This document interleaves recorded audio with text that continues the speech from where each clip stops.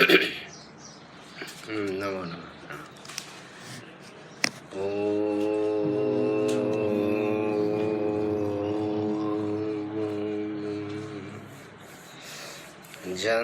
जन्तूनां नरजन्मदुर्लभमतः पुंस्त्वं ततो विप्रता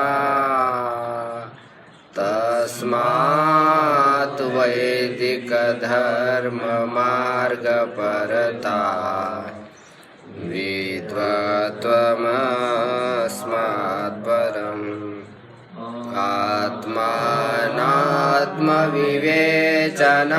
स्वानुभवो ब्रह्मात्मना संस्थितिः मुक्तिर्नो शतकोटिजन्म सुकृतैर्पुण्यैर्विना लभ्यते। ओम शांति शांति शांति।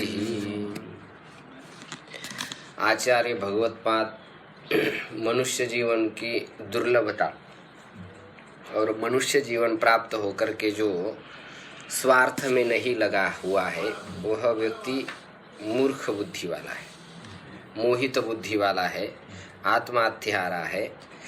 और वह यदि अपने स्वार्थ को सिद्ध न करता हुआ दूसरे कुछ भी कार्य करे तो प्रमादी है। तो स्वार्थ क्या है? ब्रह्म एकात्म ज्ञान, ब्रह्म के साथ आत्मा के एकता का ज्ञान। माने जो हमारा आत्म स्वरूप है वह ब्रह्म स्वरूप के साथ क्या है? एक है। ऐसा समझने से ही मनुष्य की मुक्ति हो सकती है।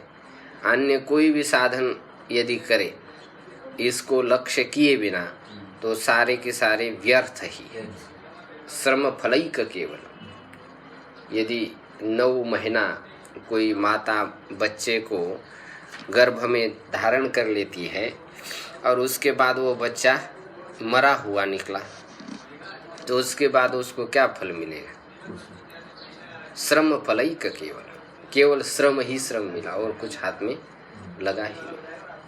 ऐसे ही सब कुछ कार्य तो हम कर रहे हैं, लेकिन यदि हमारी चित्त वृत्ति भगवान में नहीं लग रही है, भगवान को जानने की जिज्ञासा नहीं हो रही है, उसमें हम स्थिर नहीं हो रहे हैं, तो सारे के सारे कार्य हमारे क्या है? श्रम फलैक केवल, केवल और केवल क्या है? श्रम ही।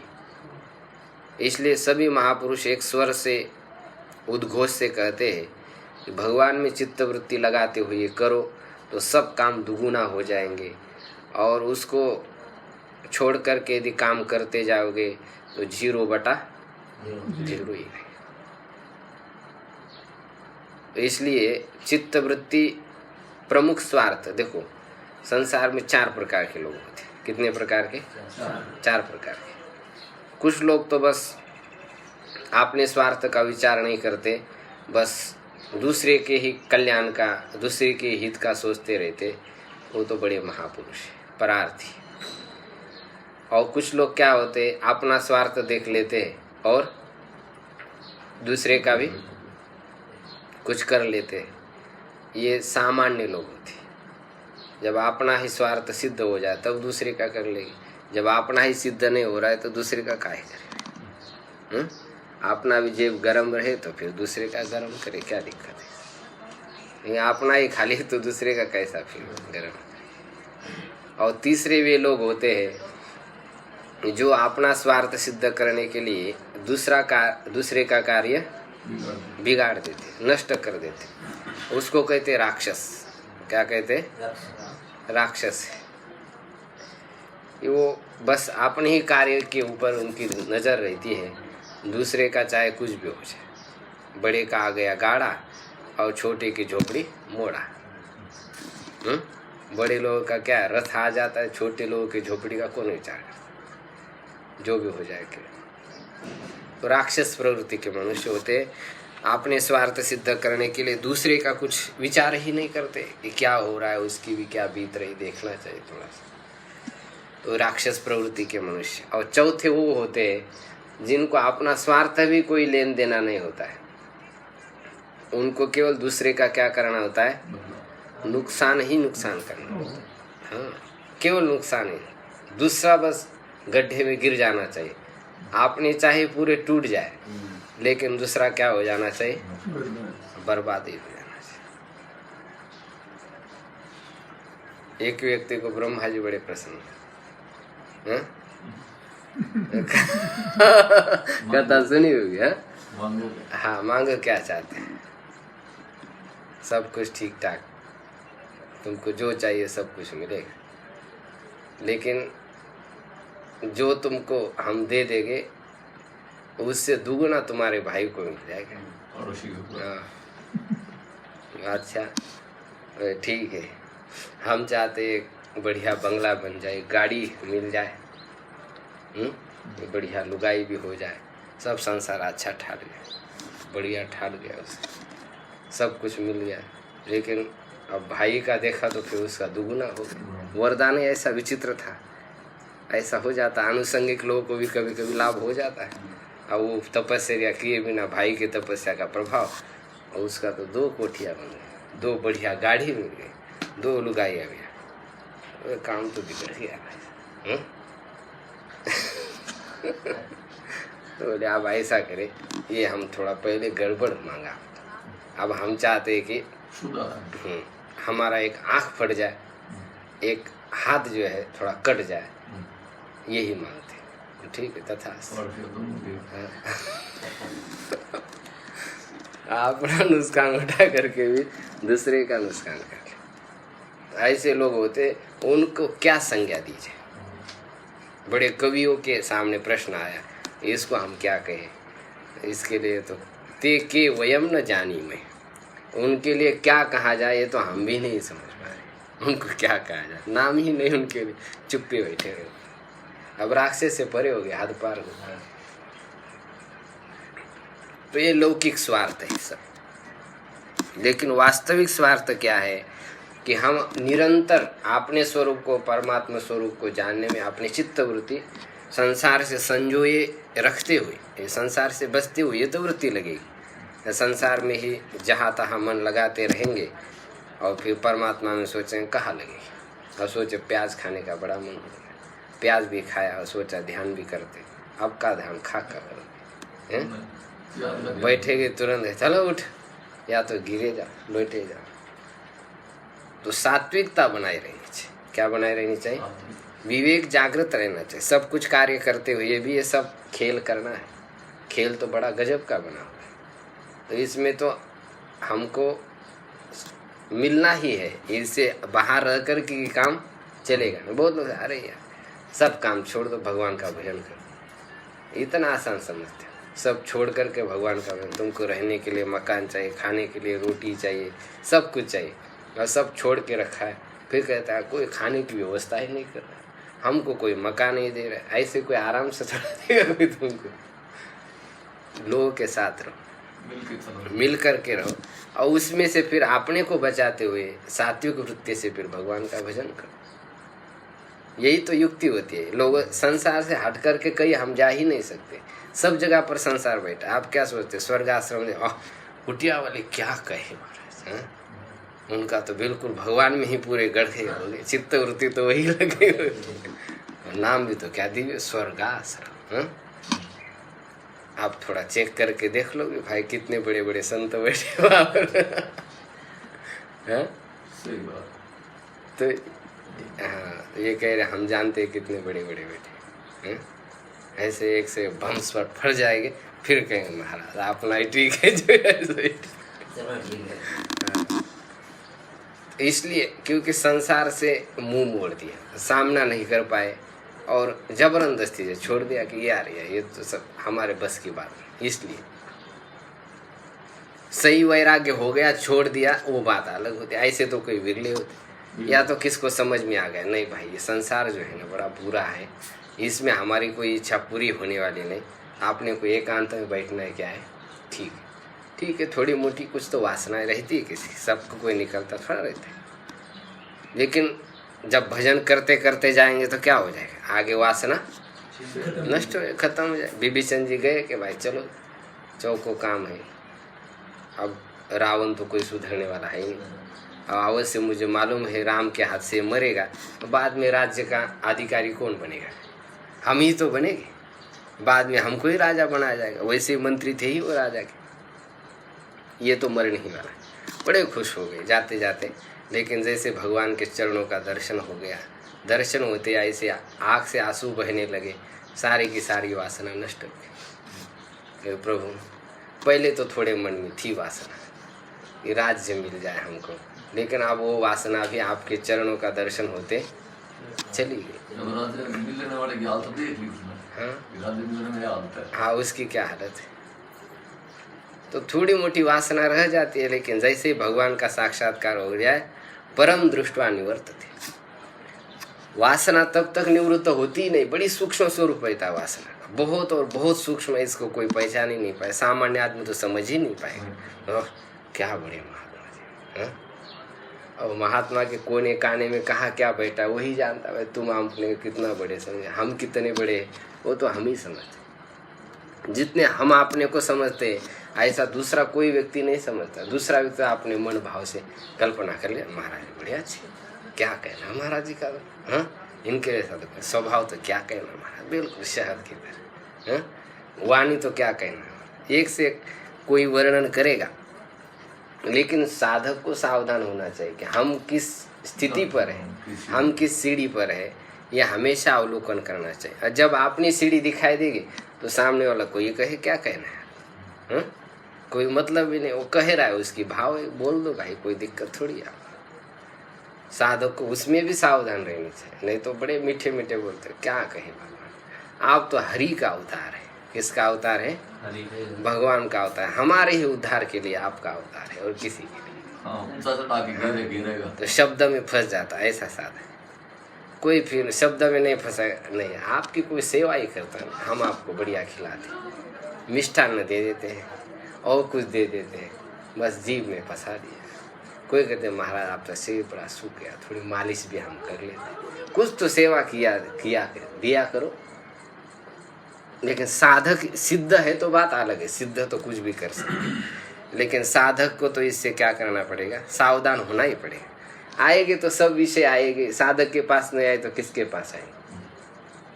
जब धनी लोगों के पास इतना आ जाता है कुछ, तो साधक के पास नहीं आएगा, सब कुछ आ जाता। भगवान कहते ले लो भाई, तुम इसको भी देखो, थोड़ा आजमा करके देखोगे, बिना आजमा करके देखोगे तो फिर कहोगे कैसा होगा पता नहीं, कैसा होगा पता नहीं। थोड़ा सा तो कौतूहल रहेगा ही देखने। एक बार देख लिया, अरे कुछ नहीं, वहाँ पर बस दूर से सुहावने डोंगर पहाड़ दिखाई देते, वहाँ देखा तो कुछ नहीं। दूर से कहे अरे वो तो स्वर्ग है, पृथ्वी का क्या है, स्वर्ग है। और पास में गए तो पहाड़ की भी तुलना नहीं हो रही उससे। तो दूर से सारे विषय कैसे लगते, अच्छे लगते। इसलिए साधक को परीक्षण करना चाहिए, कुछ ना कुछ मिलता ही रहेगा संसार में। और ये सब करते हुए फिर आपने अपने को बचा ले। देखो वीर किसको कहते, शूर किसको कहते, जो समरांगण में जाकर के शत्रु को चितपट करे और विजय पदक प्राप्त कर ले, उसको तो शूर कहते। समरांगण में गया नहीं, आपने घर में ही ढाल तलवार ले लिया, वीर बन गया। तो कैसे संभव है? तो सामना भी करना पड़ेगा, उससे बच करके भी दिखाना पड़ेगा, तब आप अपने को कहेंगे हम वीर हैं। कहने की जरूरत नहीं, फिर आपने आप साबित हो जाएगा।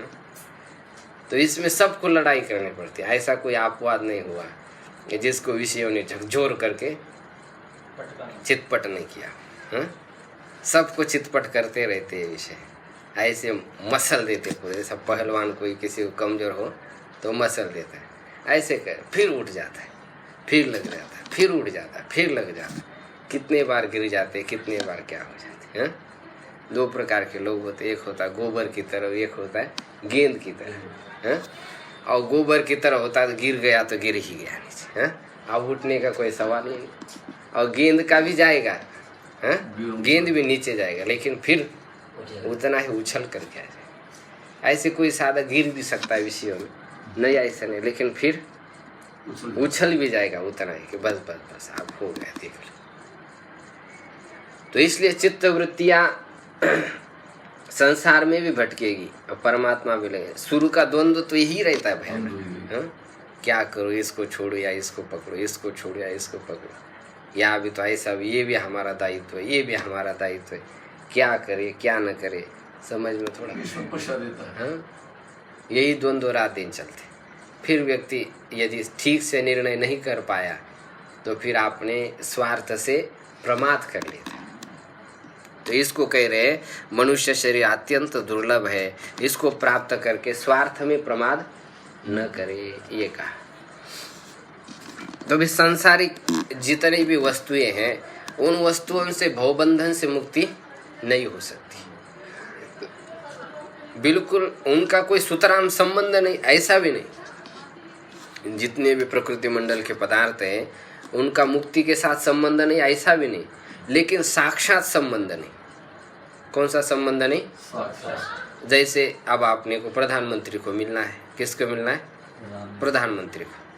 अब कोई छोटे मोटे सचिव भी चाहिए और उसका उपाध्यक्ष भी चाहिए, मुख्यमंत्री भी चाहिए, लेकिन जब मुख्यमंत्री के पास मिलने की जब बारी आएगी तब ये किस काम के? उस समय तो जो वहाँ का गार्डन रहता है, उसका सुरक्षा गार्ड वही चाहिए, वो यदि होगा तभी प्रधानमंत्री को मिलेंगे, नहीं तो कहेंगे हट। अरे भाई मुख्यमंत्री से पूछ करके आए, नीचे वाले सब लोग हमने पास देखो सही मार के आए, वो कुछ नहीं, अभी हम चाहते अब नहीं मिल सकते, तो अब और 10 मिनट आपको वेट करना पड़ेगा। तो मुख्य कारण तो वही सुरक्षा गार्ड ही होता है। ऐसे मुक्ति का जो मुख्य कारण है वो क्या है? ज्ञान ही है, लेकिन फिर बाकी साधन कोई काम के नहीं, ऐसी भी बात नहीं। कर्म भी आवश्यक है, उपासना भी आवश्यक है, व्रत भी आवश्यक है, सेवा भी आवश्यक है, सब आवश्यक है, लेकिन उसकी कुछ हद है।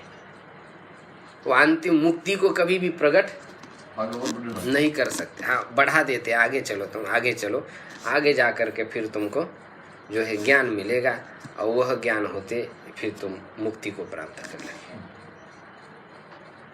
तो कर्म का कार्य इतना ही है कि बस चित्त को बिल्कुल शुद्ध कर दे, ज्ञान को धारण करने योग्य कर दे, ये काम है। कर्म ही नहीं कर दे, उसको ही चटका मार दे, तो फिर ज्ञान से भी चटका हो जाएगा, फिर तो तीसरा मार्ग नरक का खुल जाएगा। नरक का मार्ग खुल जाएगा। कौन सा मार्ग खुल जाएगा? नरक का। क्योंकि ज्ञान और कर्म यही दो ही तो हमारे पंख हैं, और दोनों में से कोई भी हमने सिद्ध नहीं किया तो फिर क्या मार्ग? इसलिए अब आचार्य कह रहे वित्त से मोक्ष की प्राप्ति नहीं हो सकती। वित्त और वित्त से हम क्या करते? कर्म करते। तो कर्म से क्या मिलेगा अपने को? लोक लोकांतर मिलेंगे, स्वर्ग आदिकों की प्राप्ति होगी। चाहे इस लोक के सुख हम पैसे से प्राप्त कर सकते और परलोक के सुख भी मिला सकते, लेकिन वो सुख आप जानते ही कैसे? सारे के सारे अनित्य है, अस्थाई सुख है। स्थायी सुख कोई भी नहीं है, और साथ साथ में दुख से ग्रसित भी है। तो इसलिए इन सारे विषयों का त्याग करते हुए जो नित्य सुख है उसी के लिए ही समझदार आदमी को प्रयास करना चाहिए। ये बात आगे स्पष्ट कर रहे हैं। आतो विमुक्ते प्रयतेत विद्वान् संन्यस्त बाह्यार्थ सुख स्पृह सन्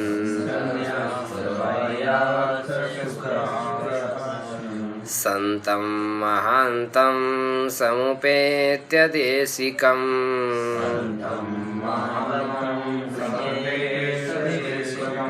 तेनोपदिष्टार्थ समाहितात्मा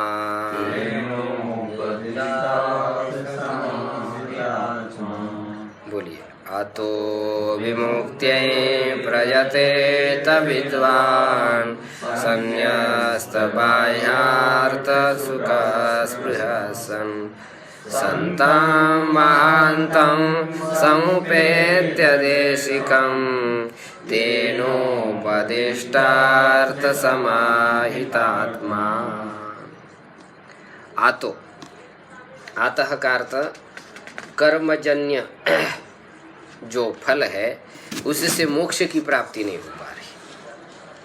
कर्म से जितने भी फल मिलते हैं वह सब कैसे मिलते? अनित्य ही मिलते। जैसे खेती कर लिया तो खेती से क्या मिलेगा? अनाज मिलेगा। अनाज कितने दिन खाएंगे? 1 साल, 2 साल, 3 साल, बाकी तो नष्ट होना ही। तो कर्म का फल अनित्य होने के कारण और ज्ञान का फल नित्य होने के कारण विमुक्त्यै प्रयतेत विद्वान। भवबंधन से छुटकारा पाने के लिए ही विद्वान क्या करे? प्रयास करे, कोशिश करे, चेष्टा करे।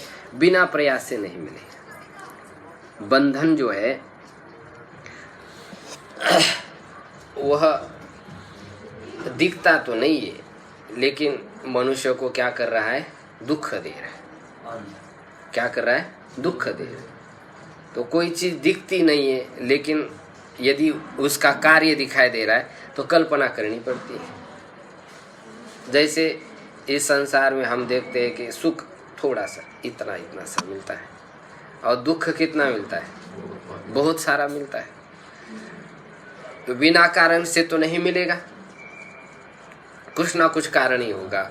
तो हम कर्म की कल्पना करते हैं कि आपका पुण्य है इसलिए आपको सुख मिलता है, और आपका अधर्म है, पाप है, इसलिए क्या मिलता है?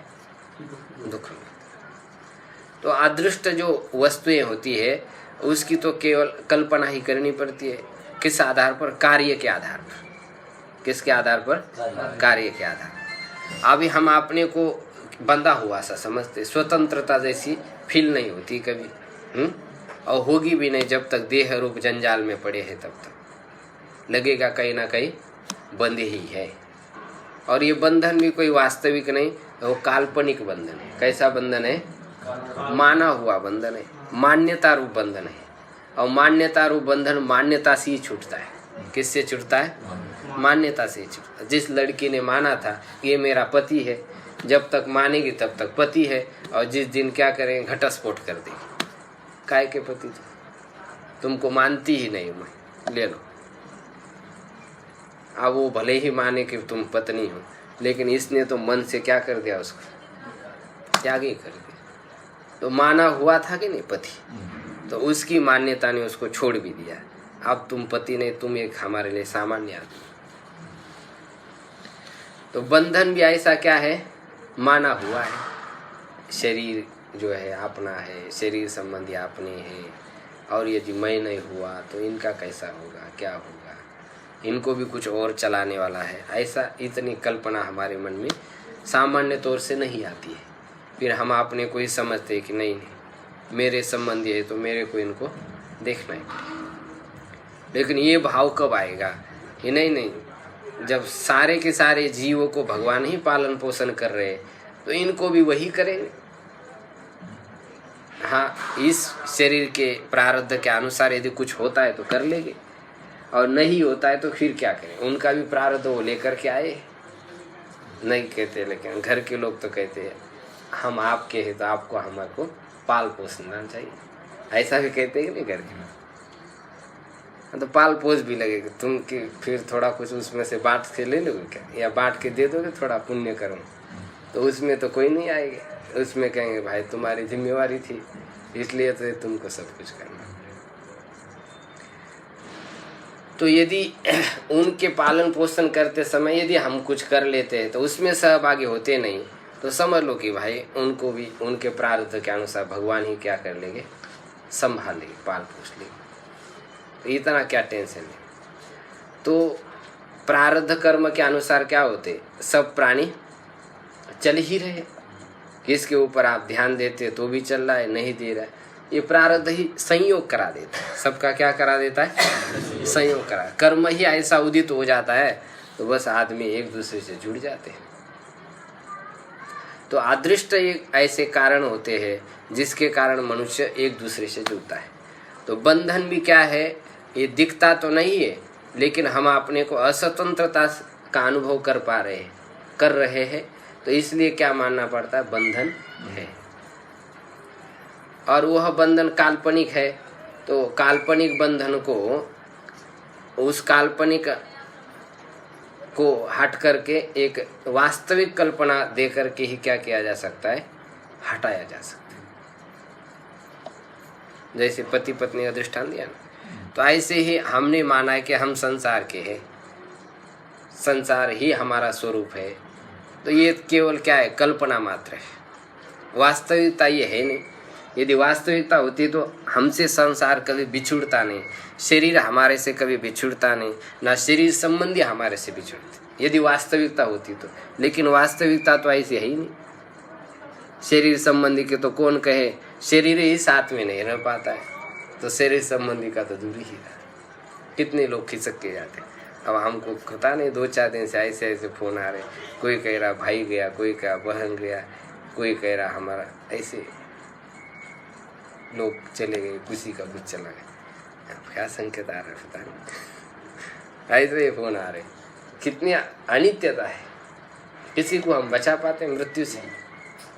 कोई नहीं बचा पाते, चले जा रहे हैं ऐसे। और भी लोग तो ये से समझ लेना है कि बस ये तो बिल्कुल शाश्वत सिद्धांत है, ये सारे बिछुड़ने वाले हैं। अब इसी अनित्य शरीर से फिर बस नित्य स्वरूप उस मुक्ति को ही प्राप्त किया जाए। तो इसलिए ये सब परीक्षण निरीक्षण का विषय। देखो संसार का एक से एक छोटा और छोटा गणित भी साधक को आना चाहिए। क्या आना चाहिए? छोटा से छोटा, ये तो कोई नहीं चाहिए, इसका कोई संबंध नहीं। संबंध के बिना तुम्हारे साथ संबंध हुआ ही नहीं उसका। क्या संबंध कुछ ना कुछ है, तभी तो क्या हुआ, संबंध हुआ है। उस संबंध को ठीक से समझ लेना चाहिए, परीक्षण कर लेना चाहिए, उसका गणित कैसा होगा, उसको छोड़ने का प्रयास कर लेना चाहिए। बिना छोड़े आगे चले जाएगा तो फिर कहीं ना कहीं फंसी जाएगी। तो गणित को समझना बहुत आवश्यक है। साधक उसी को कहते हैं जो हमेशा क्या करता है, परीक्षण करता रहता है। परीक्षण करने से मुक्त हो जाएगा। हम परीक्षण ही नहीं करते, ना अपने का करते ना दूसरे का करते, इसलिए फंसे रहते हैं। तो इसलिए विद्वान प्रयतेत, आचार्य क्या कह रहे हैं, विद्वान मनुष्य प्रयास करे, समझे, निरीक्षण करे और मुक्ति से छूटने के लिए निरंतर प्रयास करे। और प्रयास करते हुए क्या करना पड़ेगा, संन्यस्त बाह्यार्थ सुख स्पृह सन, बाह्यार्थ सुख स्पृह संन्यस्त। बाह्य अर्थ की सुख की जो इच्छा है, बाह्य विषयों से सुख मिलता है कि नहीं मिलता? मिलता ही है। नहीं मिलता है तो फिर कम क्यों जाते वहां पर? चाहे भ्रमात्मक हो, कैसा भी हो, लेकिन मिलता है तभी तो जा रहे हैं। यदि नहीं मिलता बिल्कुल ही, जाते ही जो है मुंह पर चपेटा लग जाता तो कौन जाता उधर? भले ही आप वो असली नहीं है, उसमें दुख मिश्रितता है, बहुत सारे क्लेश उठाने पड़ते हैं, निंदाएं सहन करनी पड़ती है, सब कुछ है, लेकिन तो भी आकर्षित होकर के मनुष्य जाता है। ऐसे सुख तो है लेकिन इतना सा, कितना सा, बहुत इतना सा। और दुख कितना है हिमालय की तरह, पहाड़ की तरह। अब इतना सा सुख और पहाड़ की तरह दुख, तो समझदार मनुष्य उस सुख को सुख नहीं कहता है। समझदार मनुष्य उसको क्या कहता है, वो दुख ही है। इसलिए संसार के सारे विषय कैसे, ऐसे ही है, दुख को बीज है। हाँ, उसमें थोड़ा सा सुख है लेकिन अनंत गुना क्या भरा है, दुख ही भरा पड़ा हुआ। और उससे मनुष्य फिर आत्मिक सुख से क्या हो जाता है, दूर फेंका जाता है। तो इसलिए कह रहे इंद्रिय और विषयों के संबंध से उत्पन्न होने वाले जितने भी सुख है उसमें समझदार पुरुष रममान न हो। इतनी सारी दुनिया रममान हो रही तो बोले वो मूर्ख है। कौन है वो? शास्त्र के दृष्टि से मूर्ख ही है। यदि इंद्रिय और विषयों के सुख में यदि फंस रही है तो वो कौन है? मूर्ख। यही संस्पर्श जाब होगा दुख योन एवते आद्यंतवंत कौंतेय न तेषु रमते बुधः। बुधः न तेषु रमते। समझदार मनुष्य उसमें रममान नहीं हो पाता है इंद्रिय और विषयों के संयोग में, क्योंकि क्या है उसका और आदि और अंत दुख में ही है। प्राप्त करने में दुख, और जब भोग लेंगे भोगते समय थोड़ा सुखाभास होता है और फिर बाद में नतीजा क्या मिलेगा, दुख ही, परिणाम में दुख ही है उसका। और साधक की दृष्टि किस पर रहती है? परिणाम पर रहती है। किस पर? आदि में तो सबको मधुरता लगती है। संसार के जितने भी सुख है आरंभ में बड़े अमृतमय होते। कैसे होते? लेकिन उसका परिणाम कैसा होता है? अत्यंत भयानक दुखमय होता है।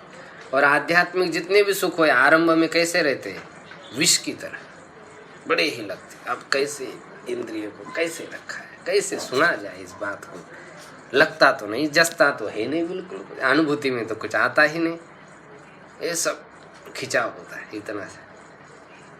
किंतु यत्र अभ्यासात् रमते दुखांतं च निगच्छति। अभ्यास से मन जहाँ पर रमन करता है वहीं पर मनुष्य सारे दुख का नाश करके उस आत्मिक सुख को प्राप्त कर ले। वो सात्विक सुख है। आरंभ में बड़ा क्लेशकर होता है।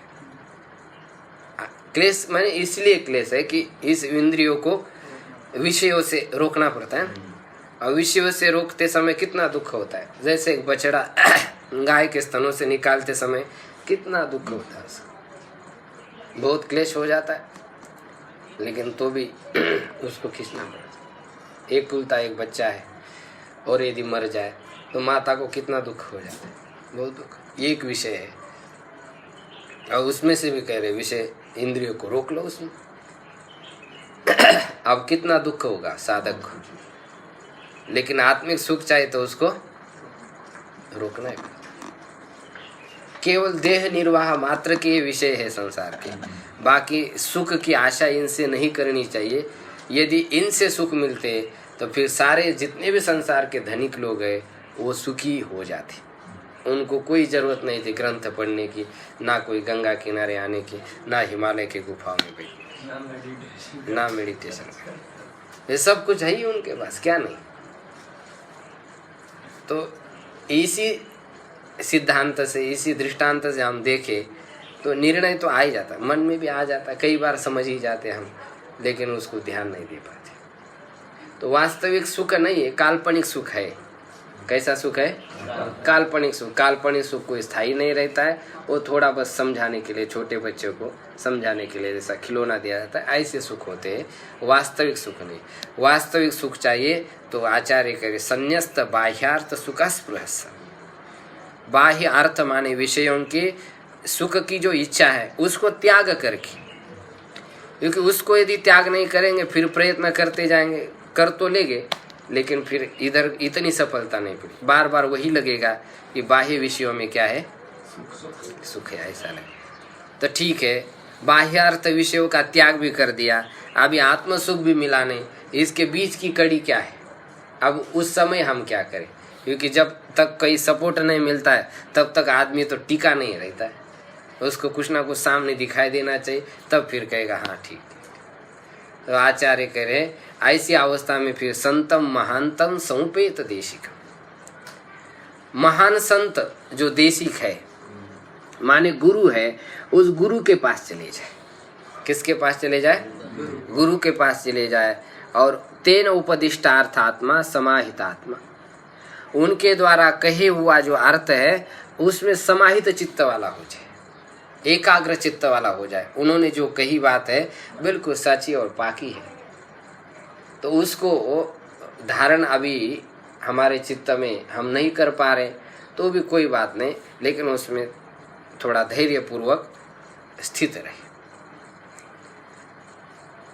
तो ये बात कह रहे कि चाहे स्वयं ही मनुष्य ज्ञान लेकर के ही पैदा क्यों न हुआ, है? ज्ञानी पिताश्री का भी पुत्र क्यों न हुआ हो, तो भी उस व्यक्ति को भी गुरु के पास जाकर के ही इस तत्व को समझना पड़ेगा। आचार्यवान पुरुषो वेद।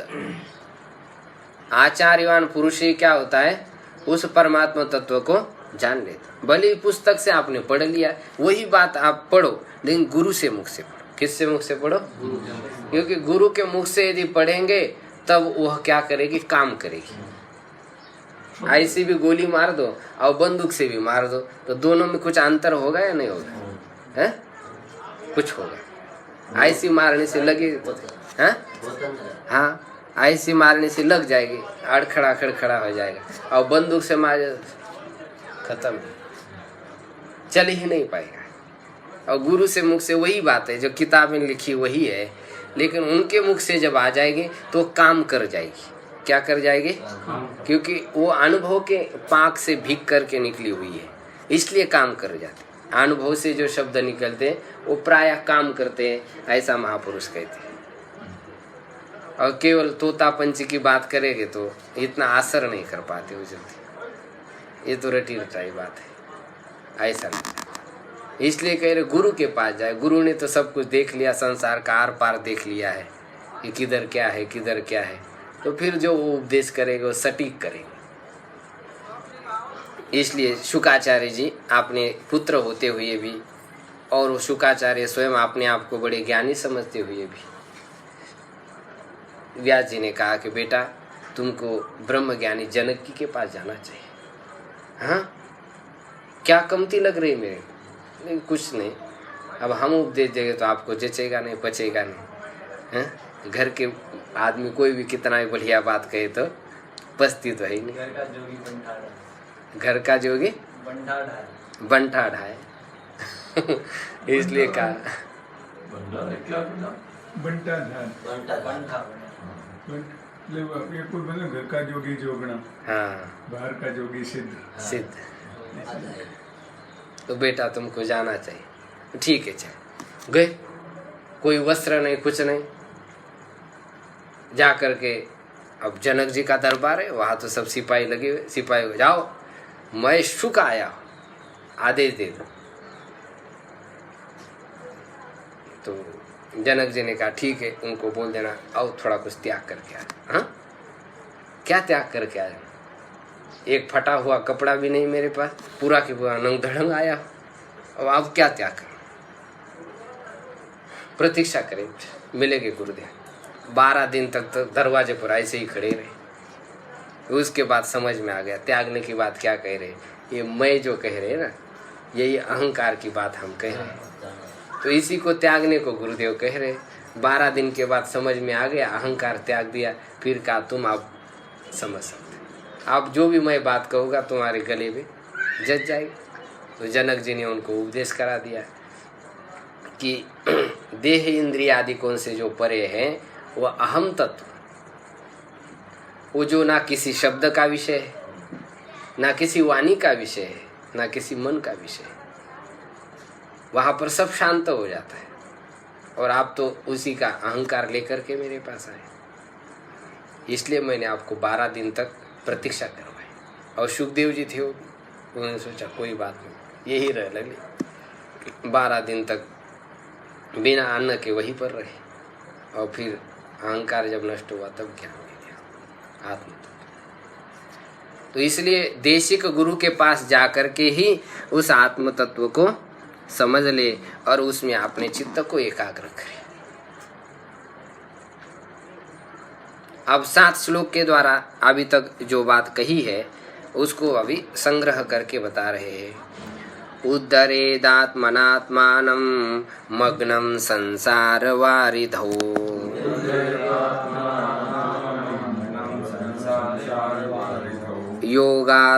योगारूढ़त्वमासाद्य सम्यक् दर्शननिष्ठया।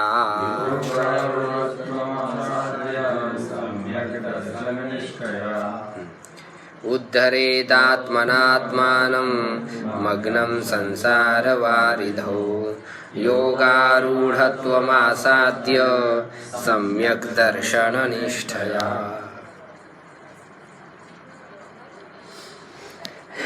आत्मना आत्मानं संसार वारिधो मग्नम उद्धरेत। अपने मन के द्वारा ही संसार रूप समुद्र में यह डूबा हुआ जो अपनी आत्मा है उसका उद्धार करे, माने उसको ऊपर उठाए, उसका पतन न होने दे। स्वयं के द्वारा ही स्वयं का उद्धार होता है, दूसरे किसी के द्वारा नहीं होता। अरे बोले ऐसे कैसे? गुरु तो है, ईश्वर तो है, वही तो उद्धार करें। हम क्या उद्धार करें? हमारे हाथ में होता तो कर ही लेते। हमारे हाथ में इसीलिए तो कह रहे उद्धरेत। ईश्वर और गुरु हमारा उद्धार नहीं करते। क्या कहा? ईश्वर और गुरु हमारा उद्धार यदि कर लेते तो उनके जैसा करुणा निधान कोई है, उनके जैसा कृपालु कोई नहीं। ईश्वर भी कई हम दुख में पड़े हुए तो उसको देख करके उसको भी अच्छा नहीं लगता, उसको भी लगता है ये सारे जीव मेरे को पहचान ले और मुक्त हो जाए। और संत महापुरुष को भी लगता है, बल्कि वो तो ये चाहते हैं हम तो इनके दुख भोग ले लेकिन ये मुक्त हो जाए। ऐसे कौन चाहते हैं? संत लोग चाहते हैं। लेकिन तो भी संसार के सब जीव मुक्त नहीं होते। क्यों नहीं होते? क्योंकि जब तक हम नहीं चाहते हैं तब तक हम मुक्त नहीं हो पाते। ये इस संसार का सिद्धांत है। नहीं तो एक से एक करुणानिधि संत आए यहाँ पर। जब दुखियारे लोग देखे तो भगवान से यही मांगते और कुछ नहीं चाहते। हम तो मुक्त हो ही गए, लेकिन हम अकेले मुक्त होना नहीं चाहते। ये सारे संसार के लोग विषयों में सुख खोज रहे, तो इनको भी संसार बंधन से आप क्या करें? मुक्त करें। ईश्वर ने कहा ये भी हमारी बस की बात। जब तक ये नहीं चाहेंगे तब तक इनका हम उद्धार नहीं कर सकते। यदि विषयों से परावृत्त होकर के आप जैसे संतों की शरण ले, हाँ उसको हाथ खड़ा करना पड़ेगा। हाँ, उनको भी हाथ खड़ा करना। तो यहाँ ये न्याय ही है। बंधन भी हमने स्वयं से ही प्राप्त कर लिया है, तो मुक्ति भी स्वयं से ही प्राप्त करनी पड़ेगी। जबरदस्ती से तो किया है हमने बंधन। मान्यताएं किसने की? हमने तो की जबरदस्ती। ये चाहिए तो उसके बिना हम चल नहीं पाएंगे। ये हमारे ये है, वो हमारे वो है। ये सब क्या है? मान्यता। यही मान्यता तो क्या है? बंधन है। मान्यता छूट गई, मुक्ति हो गई, और क्या चाहिए? एक सन्यासी जब सन्यास लेने से पहले सोचता है ये मेरी लुगाई है, ये मेरे बेटे हैं, ये मेरा घर है, और सन्यास लेने के बाद मान्यता दूसरी हो गई।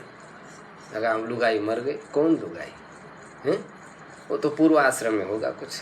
अब गई रही तो ठीक, गई तो भी ठीक है। बोले घर में बड़ी संपत्ति आ गई आपकी। बोले कौन सा घर? तो ईश्वची माझे घर, वसुधैव कुटुंबकम। अब तो सारा संसार ही मेरा घर हो गया। उसकी संपत्ति बढ़ गई क्या और घट गई क्या, अब मेरे ऊपर कोई उसका प्रभाव नहीं पड़ा। मान्यता टूट गई। तो बंधन क्या है? मान्यता ही, और कुछ नहीं है। बड़ा क्रिटिकल, लेकिन ध्यान रख लेना इतना आसान भी नहीं कि छूट जाए तुरंत ही, क्योंकि दिखता ही नहीं इसलिए जल्दी छूटता नहीं। हार करके कहता है परमात्मा ही करेगा। हाँ, और छूट भी जाएगा क्या? जल्दी से भी छूट जाएगा, लेकिन हमने एक्सेप्ट कर लिया। लेकिन हम इतने जल्दी मानने वाले थोड़े, बहुत समय लग जाता। हाँ ये मान्यताएं सारी हटाने के लिए बहुत समय लगेगा, देरी लग जाती। इसलिए कह रहे कोई बात नहीं, धीरे धीरे उद्धरित। अपने आप को क्या करें? इस संसार समुद्र से डूबे हुए अपने आप को ऊपर उठाए। माने इंद्रियादिकों का संयमन करते हुए हम इस संसार में जो इन इंद्रियादिकों का अपना स्वरूप मान के बैठे, तो इसी में हम क्या हो चुके? मग्न हो। हमारे लिए संसार अपना देह ही है। देह को यदि आपने अधीन कर दिया तो हमने अपने आप को ऊपर उठा लिया, और देह को यदि आपने अधीन नहीं किया, इसके अधीन हम हो गए, तो इस संसार समुद्र में हम क्या हो गए? डूब गए। इस शत्रुओं ने सब कुछ हमारा खा लिया। हमारे पास जो बैठे ना, इंद्रिया, मन, अहंकार, इन्होंने सब कुछ खा लिया। जो आत्मिक संपत्ति थी उन सब के ऊपर इन्होंने पानी फेर दिया। अब इनको यदि जीत लिया तो बस काम हो गया। के शत्रवः सन्ति। शत्रु कौन है? निजे इंद्रिया। अपनी इंद्रिया शत्रु है। तानी व मित्राणि जितानियानि। वही इंद्रिया हमारी मित्र है, यदि उसको क्या कर लिया? जीत लिया है। तो इन्हीं इंद्रियादि को और देह को हम अपने अधीन कर ले, तब फिर हम इस संसार समुद्र से क्या हो सकते हैं? ऊपर उठ सकते। गीता जी के 6वें अध्याय में यही संकेत किया भगवान। बंधुरात्मात्मनस्तस्य नैवात्मैवात्मना जितः। हम ही हमारे बंधु है और हम ही हमारे क्या है? शत्रु है। यदि देह इंद्रिय आदि संगात को अपने वश में रख लिया तो हम हमारे मित्र हैं, और इनको यदि वश में नहीं रखा तो हम ही हमारे क्या है? शत्रु है। वो शत्रु की तरह व्यवहार करते हैं यदि उनको अपने वश में नहीं रखा जाता है। जो प्रिय नहीं लगनी चाहिए थी वो चीजें प्रिय लगने लग जाती इंद्रियों को, तो ये शत्रु की तरह व्यवहार करते हैं। जो चीज असली है उस असली चीज में इंद्रियां नहीं लगती है। तो यही तो हो गया, अपनी असली संपत्ति को प्राप्त करने के लिए कभी अवसर ही नहीं देना। तो इसलिए इंद्रिया ही वास्तविक हमारी क्या है, शत्रु है। तो इनको उद्धरेत माने इनको ऊपर उठाए, अपनी जो स्थिति है उसको ऊपर उठाए। योगारूढ़त्व आसाध्य, और योगारूढ़त्व को प्राप्त करे। योगारूढ़त्व का मतलब है कि सारे सांसारिक आसक्तियों से ऊपर उठ करके केवल एक लक्ष्य बनाए कि हमको अभी केवल परमात्मा को प्राप्त करना। सभी विषयों का मन से त्याग देना, संकल्प कर देना कि इन विषयों के सुखों से हम कभी भी अभी तृप्त नहीं होंगे, इन विषयों से हम कभी भी आकर्षित नहीं होंगे, इन विषयों में हम कभी नहीं फंसेंगे, ऐसा संकल्प कर देना। योगारूढ़स्य तस्यैव शमः कारणम् उच्यते। तो योग पर ऊपर जो आरूढ़ हो जाता है, जो इस प्रकार का संकल्प कर लेता है, फिर वो सांसारिक विषयों से अपने आप क्या हो जाता है, उपराम हो जाता है। क्योंकि आदमी की प्रवृत्ति संकल्प के अनुसार होती है। किसके अनुसार? हाँ, जैसा संकल्प करे वैसा चलेगा। तो जिसने ये संकल्प कर लिया वही योग के ऊपर आरूढ़, माने आत्म और परमात्मा के एकत्व दर्शन का उसने क्या कर दिया, निश्चय कर दिया। तो ऐसा पुरुष योगारूढ़ को प्राप्त करे, योगारूढ़ स्थिति को प्राप्त करके सम्यक दर्शन निष्ठया, सम्यक दर्शन में स्थिति करके, सम्यक दर्शन में स्थित होकर के अपने आप का स्वयं उद्धार करे। माने निरंतर श्रवण मनन निधि ध्यासन ये सब करे, संसार का संन्यास करे मन से, और फिर गुरु के पास जाकर के ये जो श्रवण मनन निधि ध्यासन ये आत्म तत्व के साक्षात्कार के साधन है, उसको निरंतर करते हैं। सन्न्यस्य सर्वकर्माणि भवबन्ध विमुक्तये,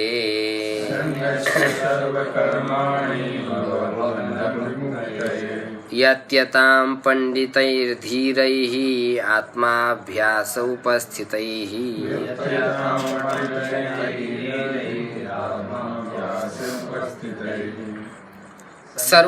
सन्न्यस्त सर्वकर्माणि भवबन्ध विमुक्तये, यत्यतां पंडितैर्धीरैः आत्माभ्यास उपस्थितैः।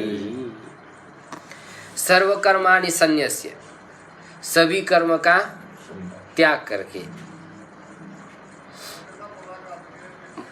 कर्म शरीर मन और वाणी से, तीन से होते, तीन ही साधन है हमारे पास, और तो कोई साधन नहीं। उसी से पुण्य पाप कर्म अथवा पुण्य पाप मिश्रित ये कर्म होते। तो आत्मज्ञान के अनुपयोगी जो कर्म है उन सारे कर्म का त्याग करके, क्योंकि कर्म का त्याग तो देह जब तक है तब तक होगा ही नहीं, सर्वथा त्याग नहीं होगा। ब्रह्म ज्ञान होने के बाद फिर तो कुछ भी कर लो, सारे कर्म का क्या हो जाता है, त्याग हो जाता है। ग्रंथि का ही त्याग हो गया, ग्रंथि टूट गई, फिर कर्म तो केवल प्रकृति के सिद्धांत के अनुसार चल रहे। प्रकृति है तो निरंतर किसी ना किसी क्रिया में अन्वित रहती है, होता ही रहता है। देह कभी भी क्रिया से रहित नहीं होता, इसमें कोई ना कोई क्रिया होती ही रहती। तो यह सर्वकर्माणि का अर्थ है केवल आत्म उपयोगी जो कर्म नहीं है, जो सहायक नहीं है आत्म साक्षात्कार के, उन सभी कर्म का त्याग करके भवबंध विमुक्त है, भवबंधन से मुक्ति के लिए धीर ही, जो धीर पंडित लोग हैं, उपस्थित जो धीर पंडित लोग हैं, उनके द्वारा आत्माभ्यास यत्यता, उनके द्वारा केवल आत्माभ्यास के लिए ही प्रयास कर लेना चाहिए। किसके लिए प्रयास करना चाहिए? आत्माभ्यास के लिए। तत्चिंतनम तत्कथनम अन्योन्यं तत्प्रबोधनम एतदेव परत्वं च ब्रह्माभ्यासं विदुर्बुधा। अभ्यास किसको कहते हैं? उसी का चिंतन कर लेना, उसका कथन कर लेना, एक दूसरे के साथ परस्पर वार्तालाप कर लेना, उसी के बारे में, आत्म तत्व के बारे में। तो आत्म तत्व कैसा हो, उसकी अनेक युक्तियाँ प्रयुक्तियाँ होती है। जब विचार करते करते जाते हैं तब उसका क्या हो जाता है, साक्षात्कार हो जाता है। विचारा जायते बोधा, विचार करते करते फिर ज्ञान में सुपरिपक्वता आ जाती है, निश्चय हो जाता है। निश्चय हो गया, बस काम हो गया आपका। निश्चय ही ज्ञान है। निश्चय ही क्या है? ऐसे सुन लेते हम कभी, हाँ बिल्कुल बात ठीक है, लेकिन जैसे कमरे के बाहर गए सब पानी फिर जाता है, क्योंकि अभी निश्चय नहीं हुआ। क्या नहीं हुआ? अब बड़े बड़े निश्चय वाले भी डोल जाते इसमें। वो सुदृढ़ चट्टान की तरह निश्चय होना चाहिए, तब उसको आत्मज्ञान प्राप्त हो गया, ऐसा समझा जाता है। इसलिए कह रहे आत्माभ्यास यत्यता, और किन को आत्माभ्यास करना चाहिए? पंडित ही धीर ही, जो भी यहाँ पर उपस्थित पंडित और धीर लोग हैं उनको निरंतर आत्माभ्यास करना चाहिए। आत्माभ्यास करते करते ही उस आत्म सुख की जब क्या लगेगी? रुचि लगेगी, प्रीति हो जाएगी, फिर दूसरे सुख क्या लगेगी? फीकी लगेगी। अभ्यास से तो ये सब विषय सारे मीठे लगने लगे, एक बार भोगा, 2 बार भोगा, 3 बार भोगा, बस स्वाद बढ़ गया, बढ़ते बढ़ते फिर विषयों में ही आकर्षण हो गया। अब मन इंद्रियों को आत्मा अभ्यास में लगाना चाहते भी है, लगते नहीं, कहते बस बहुत हो गया, ऐसा कहते। रुचि नहीं रही ना उसमें, रुचि की बात है। जिसने कभी तम्बाकू खाई नहीं, क्या रुचि उसे? होगा कहीं तम्बाकू क्या करना, एक बात हो। भूतकाल का संस्कार तंग करता है। हाँ, भूतकाल का संस्कार तो मेरे तंग करे। हाँ वही तंग करता। अब पहले अनादि जन्म से विषय भोगे, अनुमान से तो समझाया जाता है, क्योंकि फिर वो देखते आहा बहुत बढ़िया है, लगता तो है कि नहीं मन में, तो फिर वही वासनाएं उद्भूत हो जाती, विषय उपस्थित सामने हो जाता है और खड़े हो जाता है। फिर व्यक्ति कहता नहीं एक बार तो देख ही लेते, भोग ही लेते। ये वासना है, सुप्त रूप से पड़ी है, विषय देखते ही वो क्या हो जाती है? खड़ी हो जाती है। विषय उपस्थित हो जाए तो भी खड़ी ना हो जाए, ये समझ में आ जाए कि इसमें से जो सुख मिलने वाला है, इससे तो अपार गुणा सुख मेरे पास बैठा है, तो इस विषय को लेके क्या करूं, ऐसा समझ में आना चाहिए। तब समझ में आ गया कि इसकी वासना टूट गई है। मतलब ये निश्चय होना चाहिए। आत्मज्ञान होने का निश्चय क्या है? बस समझ लिया हमने, संसार का कोई विषय मेरे को सुख नहीं दे सकता। ठीक है, व्यवस्था के साधन है, सुविधा के साधन है, लेकिन सुख के साधन नहीं। किसके साधन नहीं? सुख के। देखो, सुखी मनुष्य वही हो सकता है जिसको आत्मा का सुख मिला, तभी वो शांत हो सकता है, स्थिर हो सकता है। आत्मा का सुख जिसको मिला नहीं, संसार के कितने भी सुख मिल जाए तो स्थिर नहीं हो सकता। आत्म सुख के बिना मन कभी क्या नहीं हो सकता है? स्थिर हो ही नहीं सकता है। बाह्य सुखों से हमेशा मनुष्य क्या होता है? चंचल होता है। इसलिए आचार्य बड़े कृपा से कह रहे कि पंडित ही धीर ही आत्माभ्यास यत्यता। आत्माभ्यास करे, अभ्यास करके देख ले तो फिर अपने आप समझ में आ जाएगा कि सुख जो है वो कहाँ पर है? अंदर में ही है। बोले महाराज इतने सारे हम कर्म कर रहे, ये कर्म क्या बेकार है? पूजा पाठ भी कर रहे, यात्राएं भी कर रहे, अब कह रहे माता पिता को भगवान मानो, उनकी भी सेवा कर रहे हैं हम, भगवान समझ रहे, गुरुदेव की भी सेवा कर रहे, ये तो बेकार जाएगा फिर। तो कह रहे कर्म का भी हिसाब है, नहीं कुछ हिसाब है।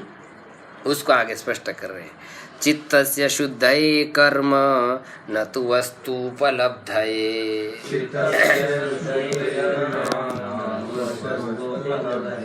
वस्तु सिद्धि विचारेण न किंचित कर्म कोटिभिः।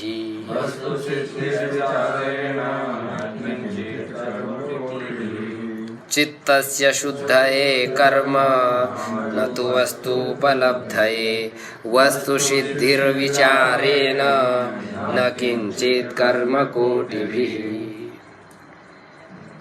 कर्म, कर्म किस लिए है? चित्तस्य शुद्धये, चित्त की शुद्धि के लिए।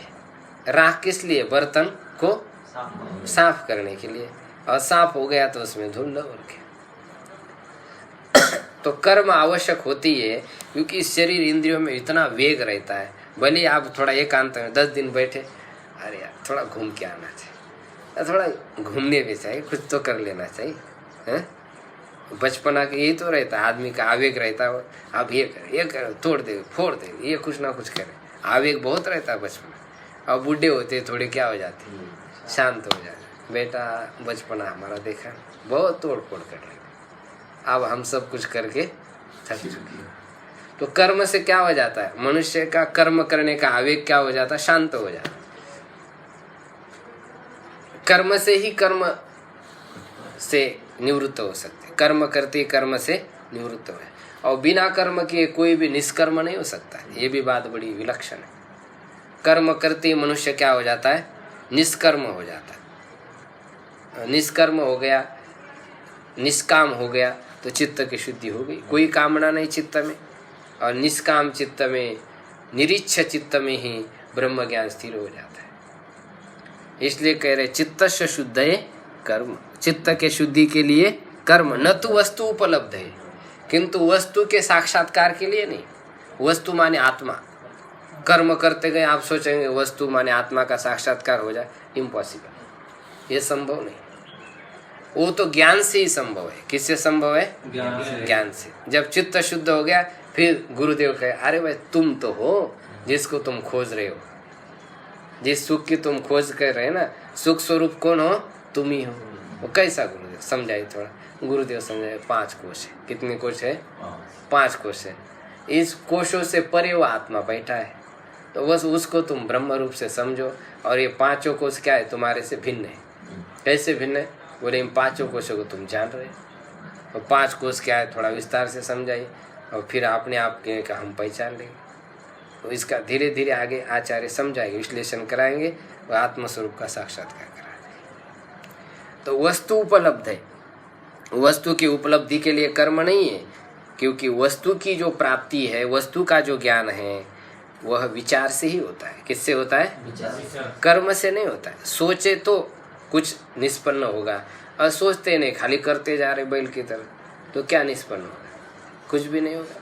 वस्तु सिद्धि विचारेण न किंचित कर्म कोटि भी। वस्तु की प्राप्ति, सिद्धि का अर्थ यहाँ पर साक्षात्कार, ज्ञान विचार के द्वारा ही होगा। न किंचित कर्म कोटि भी, कोटि कर्म के द्वारा भी वस्तु का साक्षात्कार नहीं हो सकता। ये कर्म का अपना एक हद है, उसकी एक सीमा है। वस्तु का साक्षात्कार केवल ज्ञान से होता है।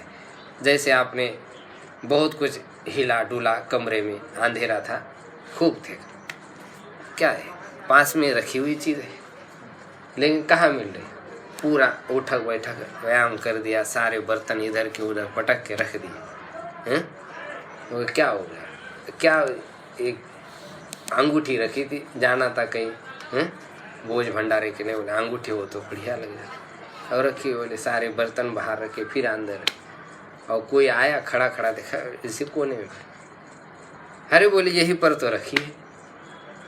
बस नेत्र इंद्रिय का संपर्क होते ही उसका क्या हो गया? साक्षात्कार हो गया। तो उसके लिए कुछ करना पड़ता है? बस नेत्र की वहाँ पर नजर जानी चाहिए, दृष्टि पड़ जानी चाहिए, बस उसका साक्षात्कार। उसके लिए कुछ करना नहीं पड़ता। साक्षात्कार हो गया, अब क्या करना है? कर्म करना था तो और दूर जाएगा। हाँ, और दूर जाएगा, दूर ही फेंका जाएगा। इसलिए फिर जब चित्त सिद्धि हो गई तो शांत हो जाओ, बस देखते जाओ, विचार करते जाओ, फिर अपने आप ही स्वतः सिद्ध, क्योंकि वो वस्तु स्वतः सिद्ध है, कर्म से प्राप्तव्य नहीं है। एक गांव से दूसरे गांव को जाना, ऐसे आत्म तत्व प्राप्त करने के ऋषि के कारण कर्म ही थे। हाँ, वो कर्म ही। तो इसलिए कह रहे न किंचित कर्म कोटि भी। वस्तु सिद्धि क्या है? किसी कर्म से नहीं, विचार है ना। किससे है? विचार से। विचार करते हैं। अब क्या विचार का स्वरूप है, वो सब आगे आएगा। तो शेष चर्चा हम कल करेंगे। ओम पूर्णमदः पूर्णमिदं पूर्णात् पूर्णमुदच्यते पूर्णस्य पूर्णमादाय पूर्णमेवावशिष्यते। ओम शांति शांति शांति।